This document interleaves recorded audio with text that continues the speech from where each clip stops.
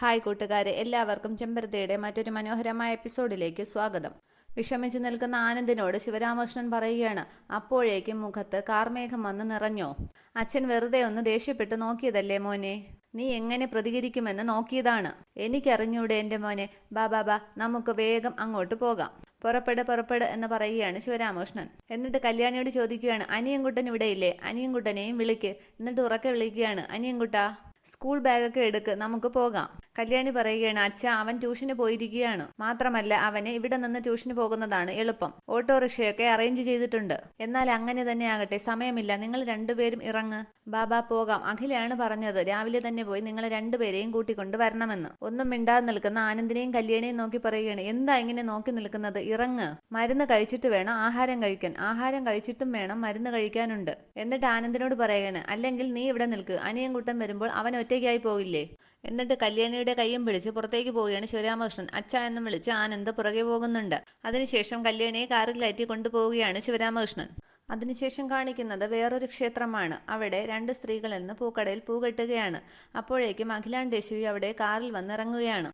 അഖിലാണ്ടേശ്വരിയെ കണ്ടപ്പോൾ അതിൽ ഒരു സ്ത്രീ മറ്റൊരാളോട് പറയുകയാണ്, യശോദമ്മ അങ്കപ്പാറ് ഉങ്ക പെണ്ണ് രാജേശ്വരി തിരുമ്പി വന്നാച്ച്.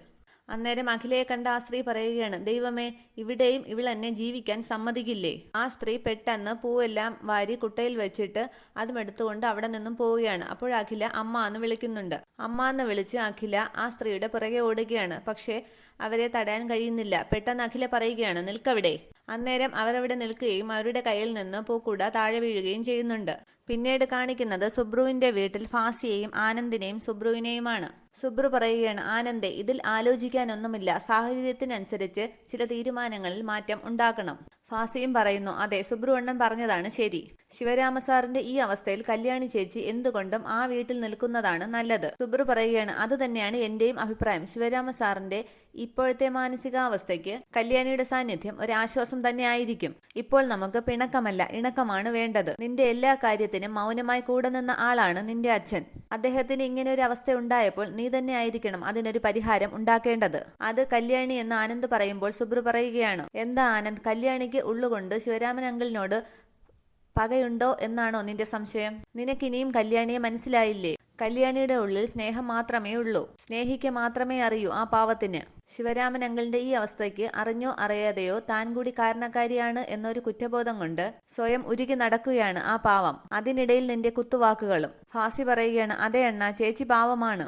അഖില മേഡത്തിന്റെ ബോഡി പോലും കാണാൻ കഴിഞ്ഞില്ലല്ലോ എന്ന് പറഞ്ഞ് സ്വയം ശപിക്കുന്നുണ്ടാകും. അന്നേരം ഫാസിക്ക് ഒരു കോൾ വരികയാണ്. അവിടെ നിന്നാൽ മതി, ഞാനിപ്പോൾ വരാം എന്ന് പറഞ്ഞ് ഫാസി പോവുകയാണ്. സുബ്രു പറയുകയാണ്, ആനന്ദ്, ഞാൻ വീണ്ടും പറയുന്നു, എന്റെ അഭിപ്രായത്തിൽ നീയും കൂടി ഇപ്പോൾ അങ്ങോട്ട് പോകുന്നത് നന്നായിരിക്കും. അവിടെ നിനക്ക് പലതിനും ഉത്തരം കിട്ടും. ആ പാവം കല്യാണിയുടെ മനസ്സിന് ഒരൽപ്പം സമാധാനവും. അന്നേരം ആനന്ദ് ചോദിക്കുകയാണ്, സുബ്രു, നീ വിശ്വസിക്കുന്നുണ്ടോ എന്റെ അമ്മയാണ് കല്യാണിയുടെ ഉദരത്തിൽ വളർന്ന നമ്മുടെ കുഞ്ഞിനെ നശിപ്പിച്ചതെന്ന്? എത്ര ആലോചിച്ചിട്ടും എനിക്കൊരു ഉത്തരം കിട്ടുന്നില്ല. ഞാനെന്നല്ല, അഖിലാന്റി അറിയുന്ന ഒരാൾക്കും അത് വിശ്വസിക്കാൻ കഴിയില്ല. പ്രത്യേകിച്ച് കല്യാണിക്ക്. കാരണം ആന്റിയെയും അങ്കിളിനെയും അവൾ പൂജിക്കുന്ന ദൈവങ്ങൾക്കൊപ്പമാണ് അവൾ മനസ്സിൽ കൊണ്ടു നടക്കുന്നത്. അല്ലെങ്കിൽ ശിവരാമൻ അങ്കിൾ വിളിച്ച ഉടനെ അങ്ങോട്ടേക്ക് പോകുമെന്ന് തോന്നുന്നുണ്ടോ? അതെ ആനന്ദ്, നമ്മൾ അറിയാതെ എന്തൊക്കെയോ നടന്നിരിക്കുന്നു. എന്തൊക്കെയാണെന്ന് കണ്ടെത്താൻ നീ ഞാൻ പറഞ്ഞതുപോലെ അവിടെ നിൽക്കണം. നീ ഒന്ന് റിലാക്സ് ആവ്, എന്നിട്ട് നന്നായി ആലോചിക്ക്. ആദ്യം നീ ഒന്ന് ഫ്രഷ് ആവ്, ചെല്ല് എന്ന് പറഞ്ഞ് ആനന്ദിനെ പറഞ്ഞയക്കുകയാണ് സുബ്രു. പിന്നീട് കാണിക്കുന്നത് തൃച്ചംബരത്ത് അടുക്കളയിൽ ആഹാരമുണ്ടാക്കുന്ന കല്യാണിയാണ്. കല്യാണിയോട് സുജാത ചോദിക്കുകയാണ്, അല്ല കല്യാണി, ഒരു കാര്യം ചെയ്യരുതോ നിനക്ക്? അനിയൻകുട്ടനെയും കൂടി ഇങ്ങോട്ട് കൊണ്ടുവന്നൂടായിരുന്നോ? ഞാൻ ആലോചിച്ചതാണ്, പക്ഷേ അത് ശരിയാവില്ല സുജാതേച്ചി. പഠിത്തത്തിനിടയിൽ അവനിങ്ങനെ നാടോടികളെ പോലെ അങ്ങും ഓടി നടക്കുന്നത് അവന്റെ പഠിത്തത്തെ നന്നായി ബാധിക്കും. സുജാത പറയുകയാണ്, അത് ശരിയാണ്, പക്ഷേ അവന്റെ ആഹാര കാര്യങ്ങളൊക്കെ എന്തു ചെയ്യും? സുബ്രു സാറിന്റെ പെങ്ങൾ കൊച്ചും പഠിക്കുകയല്ലേ? കല്യാണി പറയുകയാണ്, ആ കുട്ടി 1 മാസത്തേക്ക് ദിവസവും കോളേജിൽ പോയി വന്ന് പഠിച്ചുകൊള്ളാമെന്ന് പറഞ്ഞിട്ടുണ്ട്. അത് കഴിഞ്ഞ് അതിനെക്കുറിച്ച് ആലോചിക്കാം. അതുമാത്രമല്ല, അനിയൻകുട്ടന്റെ കാര്യത്തിൽ ഒരു ടെൻഷനും വേണ്ടാന്ന് സുബ്രു ഏട്ടൻ ഉറപ്പ് തന്നിട്ടുണ്ട്. കല്യാണി പറയുകയാണ്, പാവം സുബ്രു അണ്ണൻ ഞങ്ങളുടെ കാര്യത്തിൽ നോക്കിയിട്ട് ഓഫീസിൽ പോകാൻ സമയമില്ല എന്നാണ് പറയുന്നത്. അന്നേരം അനിയൻകുട്ടൻ ഫാസിയുടെ ഓട്ടോയിൽ തൃച്ചംബരത്തേക്ക് വരികയാണ്. അനിയൻകുട്ടൻ പറയുകയാണ്, ചേട്ടാ ഞാൻ ചേച്ചിയൊന്ന് കണ്ടിട്ട് പെട്ടെന്ന് വരാം, ഞാൻ വണ്ടി തിരിച്ചിടാമെന്ന് ഫാസി പറയുകയാണ്. ചേച്ചി ചേച്ചി എന്ന് അനിയൻകുട്ടൻ പുറത്തു വന്ന് വിളിക്കുകയാണ്. കല്യാണി പറയുകയാണ്, അനിയൻകുട്ടനാണല്ലോ, ഞാൻ ഇപ്പോൾ വരാം സുജാതേച്ചി. സുജാത പറയുകയാണ്, 100 ആയുസാണ്, അവന്റെ കാര്യം പറഞ്ഞ് നാവെടുത്തതേയുള്ളൂ.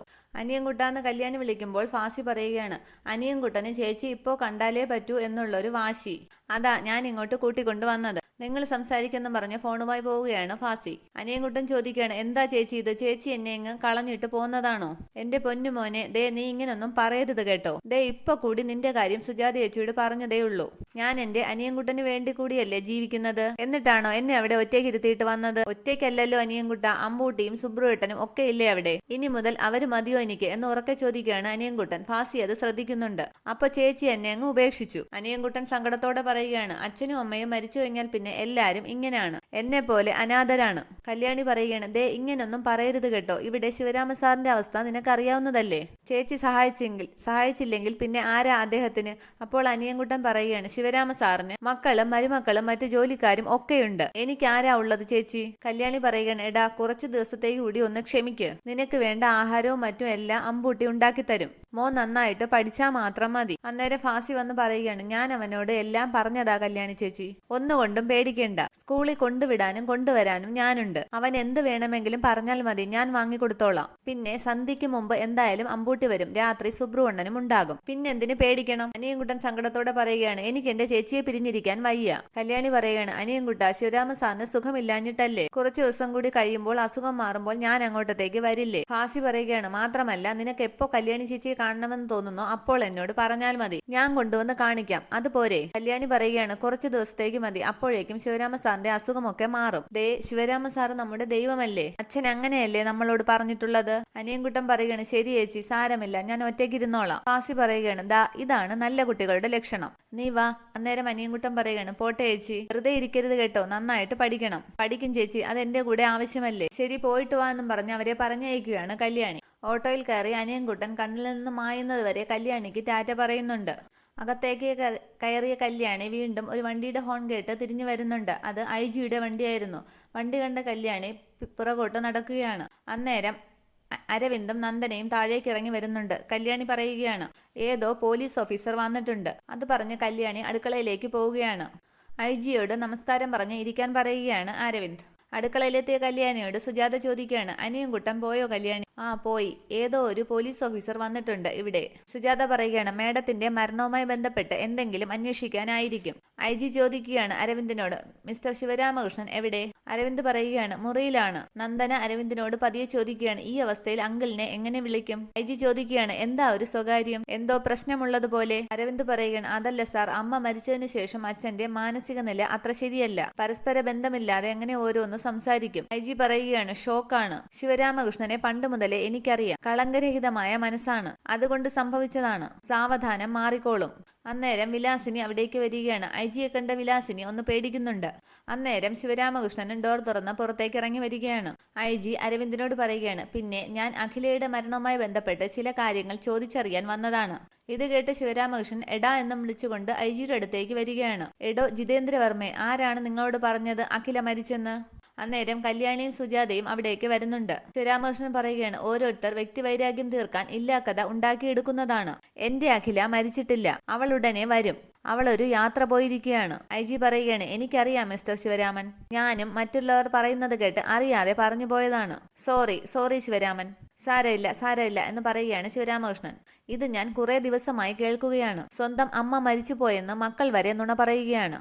എന്തൊരു കാലമാണിത്, കലികാലം, അല്ലാതെ ഞാൻ എന്ത് പറയുകയാണ്? അന്നേരം ഐജി പറയുകയാണ്, കമ്പ്യൂട്ടർ യുഗമല്ലേ ശിവരാമ, അങ്ങനെയൊക്കെ സംഭവിച്ചേക്കാം. വരൂ എഴുന്നേൽക്കെന്നും പറഞ്ഞ് ശിവരാമകൃഷ്ണനെ എണീപ്പിച്ചിട്ട് ഐജി പറയുകയാണ്, ശിവരാമൻ പോയി റെസ്റ്റ് എടുക്കൂ, എനിക്ക് അരവിന്ദുമായി ഒരു ബിസിനസ് കാര്യം സംസാരിക്കാനുണ്ട്.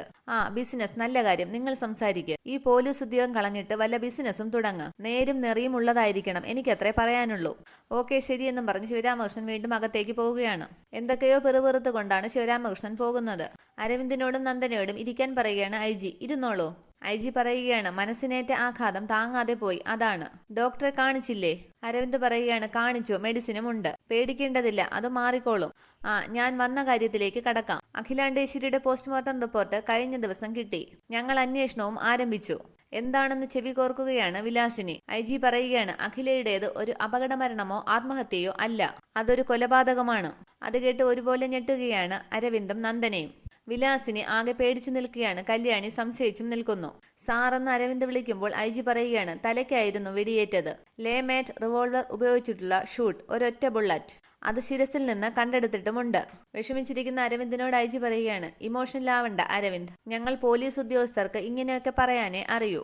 കൊലപ്പെടുത്തിയതിനു ശേഷം വേളിക്കായലിലേക്ക് കൊണ്ടുവന്നിട്ടതാണ്. കാരണം പോസ്റ്റ്മോർട്ടം റിപ്പോർട്ടിൽ ശ്വാസകോശത്തിൽ വെള്ളം കയറിയതായി പറയുന്നില്ല. അതുമാത്രമല്ല, ഏകദേശം 3 മീറ്റർ ദൂരത്തു നിന്നാണ് ഷൂട്ട് ചെയ്തിരിക്കുന്നത്. അതുകൊണ്ട് അത് ആത്മഹത്യയല്ല എന്ന് ഉറപ്പിച്ചു പറയാം. അതിനുശേഷം വിലാസിനെ സംശയത്തോടെ നോക്കുകയാണ് IG.